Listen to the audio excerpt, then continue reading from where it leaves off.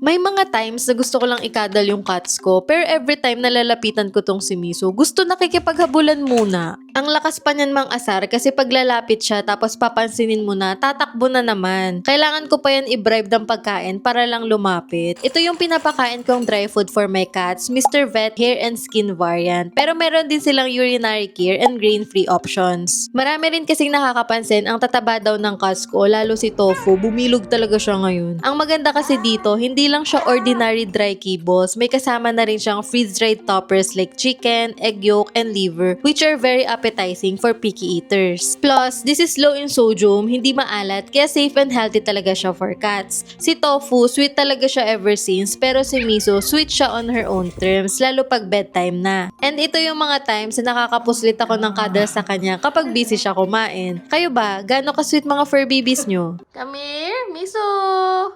Oh, dead mo.